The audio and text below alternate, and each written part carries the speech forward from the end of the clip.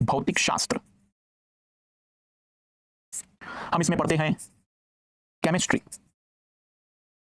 रसायन शास्त्र, हम इसमें पढ़ते हैं बायोलॉजी, जीव विज्ञान। भौतिक शास्त्र में हम 5 यूनिट को पढ़ते हैं। इसमें मैकेनिक्स, यांत्रिकी, न्यूटन भाई साहब को याद करते हैं हम इसमें, थर्मोडायनामिक्स, उष्मागतिकी, ऑप्टिक्स, प्रकाशिकी,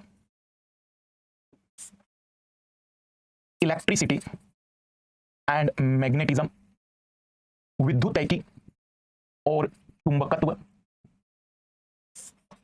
मॉडर्न फिजिक्स, आधुनिक भौतिकी। माननीय ये हमारा सिलेबस है फिजिक्स में, ये पर जनरल साइंस में पढ़ाया जाता है। दूसरी तरफ आते हैं केमिस्ट्री। केमिस्ट्री में हम 3 चीजों को कवर करते हैं। फिजिकल केमिस्ट्री, फिजिकल केमिस्ट्री का मतलब होगा परमाणु की संरचना, बंध कैसे बनते हैं, सोल्यूशन क्या होता है, विलयन किसे कहते हैं, अम्ल क्षार किसे कहते हैं, कई प्रकार के कंसेप्ट इसमें पूछे जाते हैं। दूसरा होता है इनऑर्गेनिक केमिस्ट्री। इनऑर्गेनिक का मतलब होता है अकार्बनिक रसायन, धातु ये क्या होती है, अधातु ये क्या होती है, धातुओं का निष्कर्षण कैसे करते हैं, हमारे पास जो धातुओं से प्राप्त अयस्क होते हैं, अयस्कों से धातुओं की जो प्राप्ति होती है, मिश्र धातुएं होती हैं।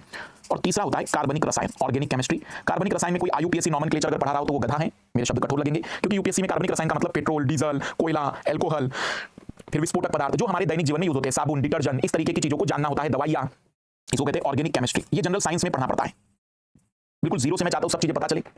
फिर बायोलॉजी में हम रियल में 2 बातों को या 2 विषयों को पढ़ते हैं। एक तरफ होता है बोटनी, वनस्पति विज्ञान, और एक तरफ होता है जूलॉजी, प्राणी शास्त्र। वनस्पति विज्ञान बोटनी में आपको पढ़ना पड़ता है प्लांट फिजियोलॉजी, पादप कार्य की, प्रकाश संश्लेषण कैसे होता है, पौधे प्रजनन कैसे करते हैं, सेल बायोलॉजी, प्लांट क्लासिफिकेशन,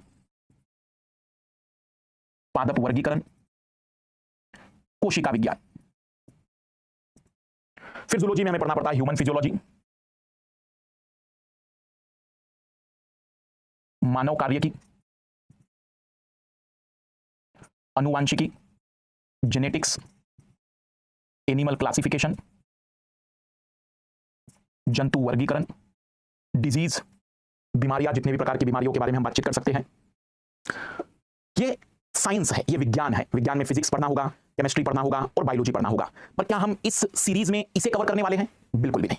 हम जीरो से इसलिए शुरुआत कर रहे हैं ताकि एक एक पिक्चर क्लियर होती जाए। कई सारे बच्चे को यही नहीं पता होता है कि जनरल साइंस अलग चीज है और साइंस एंड टेक्नोलॉजी अलग चीज है। उसमें कई यूनिट में जो 13वें नंबर पर आती है जीएस पेपर 3 में, क्योंकि 20 यूनिट में सिलेबस को बांटा गया है, तो 13वें नंबर पर जो यूनिट आ रहे हैं उसमें लिखा है इंफॉर्मेशन टेक्नोलॉजी पूछेंगे हम, तो साइंस एंड टेक्नोलॉजी के हैं।